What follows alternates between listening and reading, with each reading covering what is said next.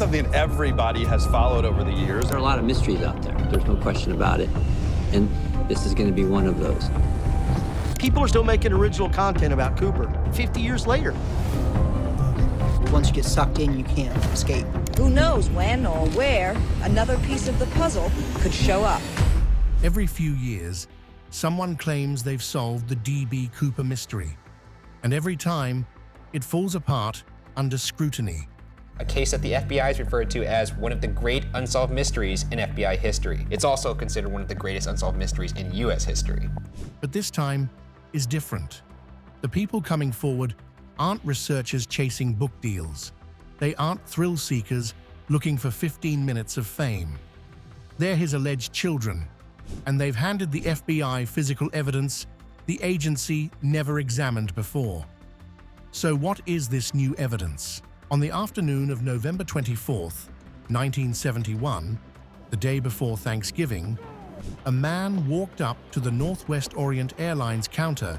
But today, after hijacking a Northwest Airlines jet, the description on one wire service, master criminal. At Portland International Airport and bought a one-way ticket to Seattle.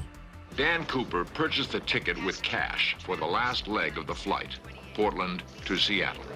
He paid $20 in cash and gave his name as Dan Cooper. He bought the ticket with a $20 bill at the airport. There was no ID required, and he gave the name Dan Cooper. Dan Cooper was unremarkable in almost every way. Witnesses described a white male in his mid-40s with dark hair and brown eyes. He wore a black business suit, a white shirt, a thin black clip-on tie, and a black raincoat. The old clip-on tie from JCPenney is said to be spotted with evidence. He carried a briefcase and a paper bag. He's a Caucasian male. He's got on a dark suit, black tie, carrying a briefcase. He looked like any other businessman catching a short commuter flight. But Dan Cooper was not an ordinary businessman, and those flying him didn't know the man they were flying with would become one of the world's greatest mysteries. Flight 305 departed Portland at 2:50 in the afternoon with 37 passengers and a crew of 6. The flight to Seattle should have taken 30 minutes, but Cooper had other ideas. He settled into seat 18E in the last row of the aircraft. He's one of the last to board the plane, sits in the last row in 18E. Ordered a bourbon and 7-Up and lit a Raleigh cigarette. He was calm and seemed content.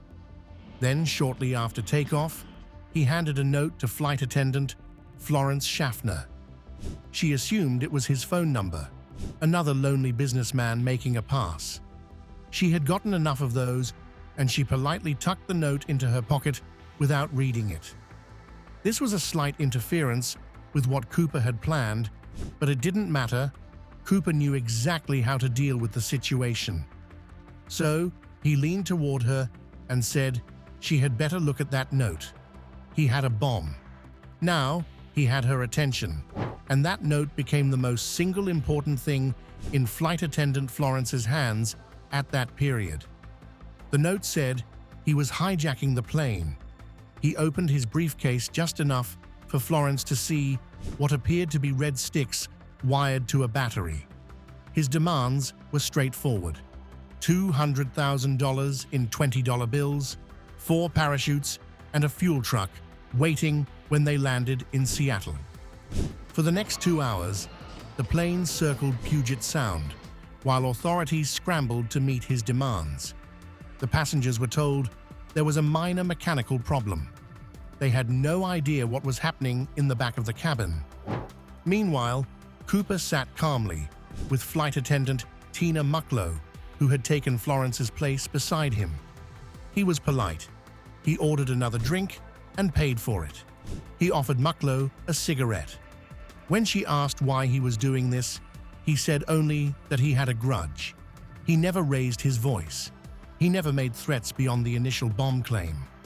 Mucklow would later describe him as not nervous and even thoughtful. That composure would become one of the defining mysteries of the case. This was not a man acting on impulse. This was someone who had planned every detail, who knew exactly what he was doing, and who seemed entirely confident he would succeed. That confidence was so high that Cooper didn't feel the need to threaten anyone with a gun to show he meant business. When Flight 305 finally landed at Seattle-Tacoma Airport, Cooper released all 36 passengers and 2 of the flight attendants. He kept the pilots, the flight engineer, and Tina Mucklow. The money and parachutes were delivered. The plane was refueled. Cooper then ordered the crew to fly toward Mexico City at no more than 10,000 feet, at the slowest speed the aircraft could safely maintain, with the landing gear down and the cabin unpressurized. The pilots warned him they would need to refuel again in Reno. He agreed. Somewhere over the forests of southwest Washington, Cooper told Mucklow to join the pilots in the cockpit and close the curtain behind her. A few minutes later, the crew felt a change in cabin pressure. An indicator light showed that the rear air stair door had been opened. When the plane landed in Reno, Dan Cooper was gone. He had jumped into a freezing November night, into rain and wind and darkness, carrying $200,000 and wearing loafers. The temperature outside the aircraft was 7 degrees below zero. Visibility was near zero. He had no helmet, no jumpsuit, no reserve parachute. Just a business suit, a briefcase full of cash, and a canopy he had never tested. The FBI would later conclude that the jump was borderline suicidal. Cooper had chosen a non-steerable military parachute. His clothing and footwear were entirely unsuitable for a rough landing. He had jumped into heavily wooded terrain at night with no way to see where he was going. Either he was the luckiest man alive, or he was dead before he hit the ground. No one ever saw him again. The FBI launched what would become one of the longest investigations in the agency's history. They called it NORJAC, for Northwest Hijacking. They interviewed hundreds of suspects. They searched thousands of square miles of wilderness. Soldiers from Fort Lewis joined the effort. Air Force personnel scanned the flight path. Civilian volunteers combed the forests. They found nothing. No body, no parachute, no briefcase, no trace of a man who had stepped off a plane and vanished into thin air. But 3 things proved Cooper didn't vanish into thin air. In 1980, a young boy discovered 3 bundles of deteriorating $20 bills along the Columbia River. The serial numbers matched the ransom money. It was the only confirmed physical evidence ever recovered. And in 2016, after 45 years of investigation, the FBI announced it was closing the case. They had no body, no confession, no confirmed identity. The hijacking would remain unsolved, or so everyone thought. We'll elaborate on this later on. 5 months after Dan Cooper vanished into the night, another man boarded another plane with another demand for ransom. On April 7th, 1972, Richard Floyd McCoy Jr. stepped onto United Airlines Flight 855 during a stopover in Denver. The plane was a Boeing 727, the same model Cooper had hijacked. It had aft stairs, just like Cooper's plane. Richard Lloyd McCoy used a gun and a hand grenade to hijack a United Airlines flight from New Jersey to Los Angeles. McCoy was 29 years old, a Vietnam veteran who had served 2 tours of duty. He had been a helicopter pilot and a demolition expert with the Green Berets, one of the most elite units in the U.S. military. He had been awarded the Purple Heart for wounds sustained in combat. He was also an expert skydiver who had made dozens of jumps, a skill that set him apart from almost anyone else who might attempt this kind of crime.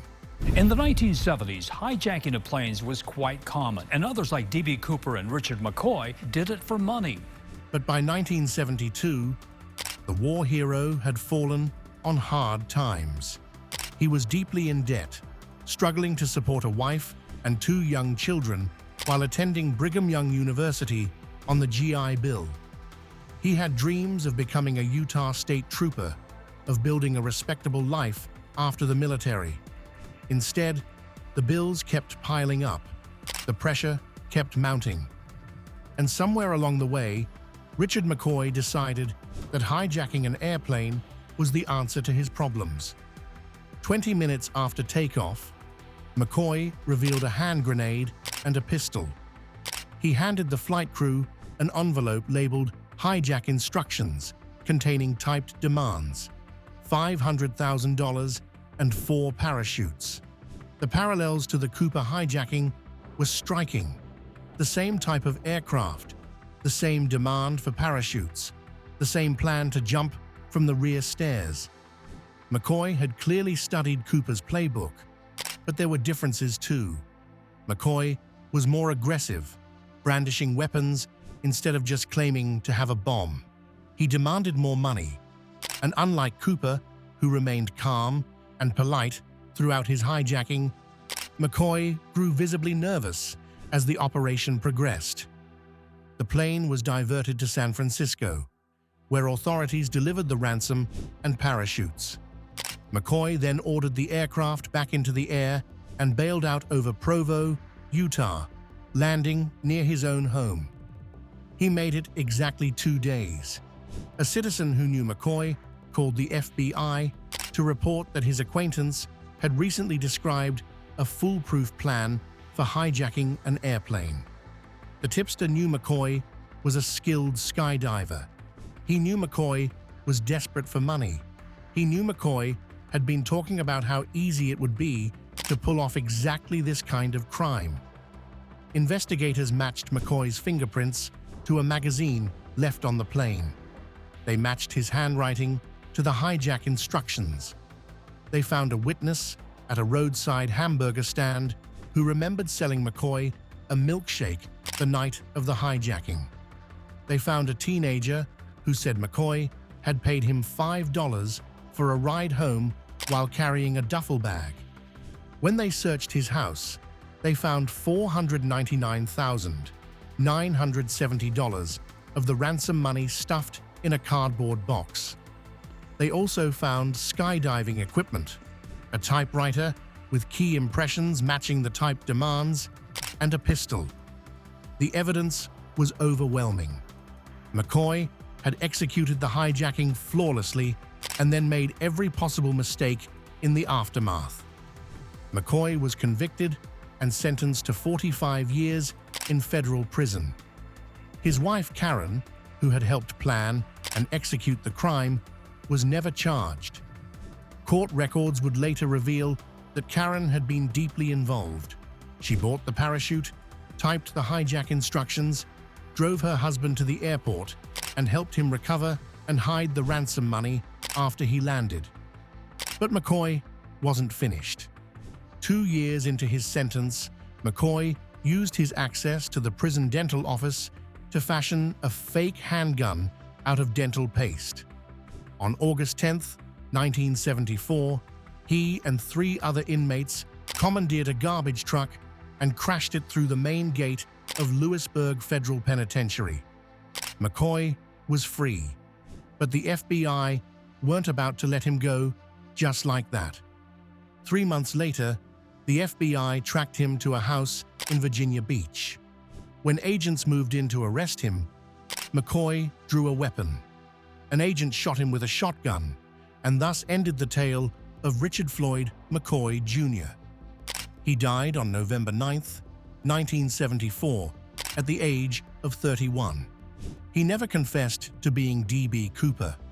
He never denied it either. The FBI officially ruled him out as a suspect, citing physical description mismatches. Witnesses had described Cooper as being in his mid-40s with an olive complexion. McCoy was 27 at the time of the Cooper hijacking, younger and lighter-skinned than the composite sketches suggested. But the similarities between the two crimes haunted investigators for decades.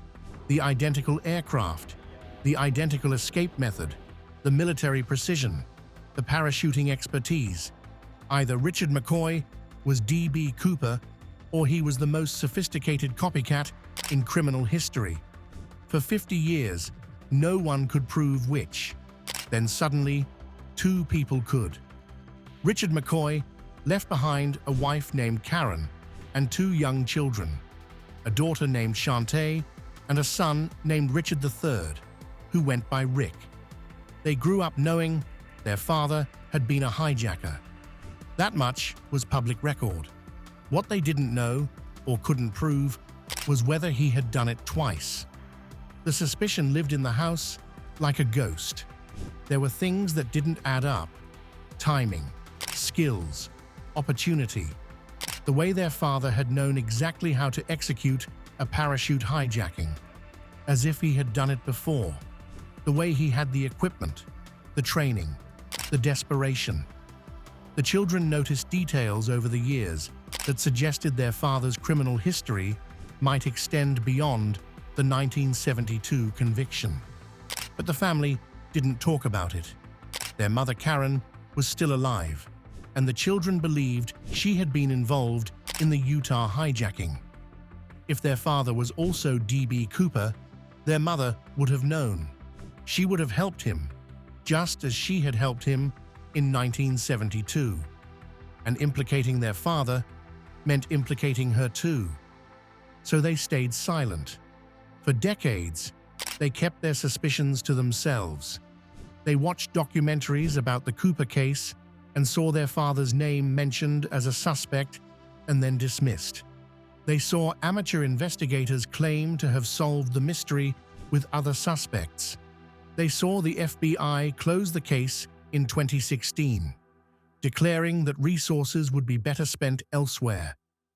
And still, they said nothing, because saying something meant betraying their mother. Then Karen McCoy died in 2020. With both parents gone, Shantae and Rick were finally free to speak. But they wanted more than speculation. They wanted proof.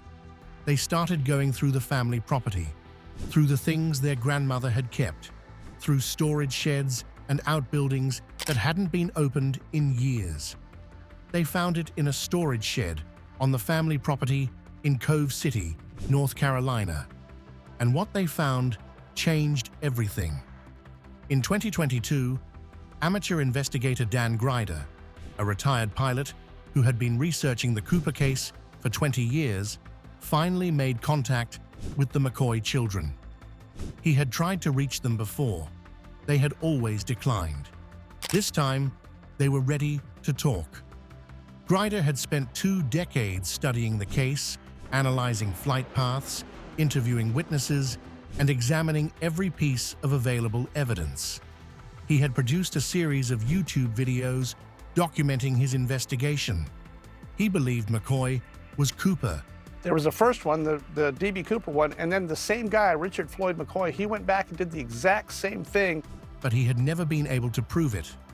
Now, the McCoy children were offering him access to something no investigator had ever seen. They told him about the storage shed, about the things their grandmother had kept, about the suspicions they had carried their entire lives. Grider drove to North Carolina. The McCoys let him search the property. In an outbuilding on the family land, he found crates containing skydiving equipment that had been stored there for decades. The crates were dusty, undisturbed. Whatever was inside had been sitting there since the 1970s, preserved by neglect and the passage of time. What he pulled out of those crates stopped him cold. The first item was a parachute harness and container, not a standard rig. This one had been heavily modified in ways that made it almost unique. The ripcord handle had been moved from the left side to the right. Straps had been cut and D-ring attachments added. The pack tray had been enlarged to accommodate a larger canopy with a deployment sleeve. Grider had seen photographs of the parachutes given to D.B. Cooper. He had studied the specifications for years. He knew exactly what he was looking at. Grider recognized the modifications immediately. He had studied the Cooper case long enough to know exactly what the FBI had provided to the hijacker in 1971. The parachutes given to Dan Cooper had come from a skydiving instructor named Earl Cossey. On the night of the hijacking, with the FBI scrambling to meet Cooper's demands, Cossey had provided 4 parachutes from his own inventory. One of them was an olive-drab, green military NB-8 container that Cossey had personally modified to convert it from a standard bailout rig into a sport parachute.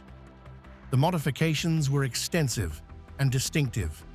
Cossey had moved the ripcord handle from the left side to the right. He had cut certain straps and added D-ring attachments. He had enlarged the pack tray to accommodate a larger canopy with a deployment sleeve. These alterations were not standard. They reflected Cossey's personal preferences and techniques. No other parachute in the world would have the same combination of modifications. The FBI knew exactly what those modifications looked like. Cossey had worked with investigators for decades, helping them understand exactly what Cooper had taken into the night. They had been searching for that parachute for 50 years. The rig Grider found in the McCoy storage shed matched those specifications. Every modification, every alteration, every distinctive feature that made Cossey's work identifiable.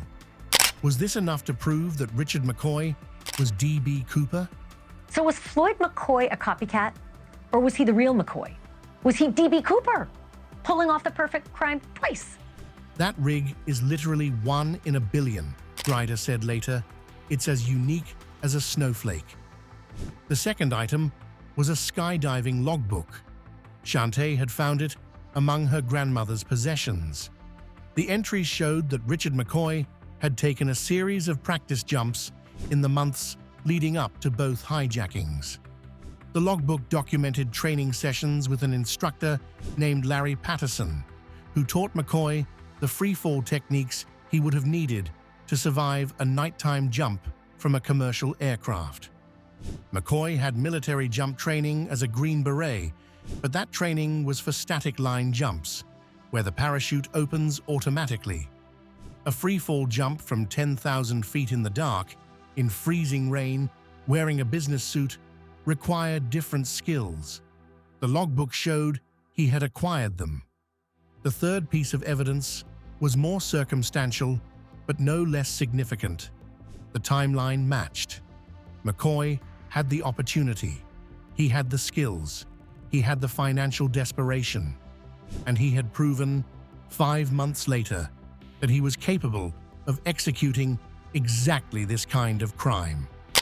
In September 2023, Grider and Rick McCoy met with FBI agents in Richmond, Virginia. It was the first investigative action the agency had taken on the Cooper case since announcing its closure in 2016. The agents were professional, serious. They examined the parachute. They photographed the modifications. They asked detailed questions about where it had been stored and who had access to it over the years. Then they asked to take it. Grider and Rick handed over the parachute, the harness, and the logbook. Rick provided a DNA sample. The agents signed for the evidence and took it into custody. If the modifications matched Earl Cossey's documented work, they would have physical proof linking Richard McCoy to the equipment D.B. Cooper carried into the night. If DNA on the harness matched samples from Cooper's clip-on tie, which the FBI had preserved since 1971, they would have something even more definitive. 1 month later, the FBI called back. They wanted to search the family property in North Carolina. 7 agents arrived and spent 4 hours going through the grounds, the storage shed, the outbuildings where the parachute had been found. Grider watched from a distance, documenting everything on video. The agents were thorough. They were looking for something, or they were making sure nothing had been missed. Since then, silence. The FBI has not commented publicly on the investigation. The agency has not confirmed that it has reopened the case. The official position remains that D.B. Cooper was closed in 2016, pending credible new evidence. But they have not returned the parachute. They have not returned the logbook. They have not told the McCoy children that the evidence was worthless. For 53 years, the FBI searched for a parachute that vanished into the forests of Washington state. Now they have two, and they were found in a storage shed in North Carolina, kept by the family of a man who knew exactly how to hijack an airplane and jump into the night. So is this the man the FBI have been looking for?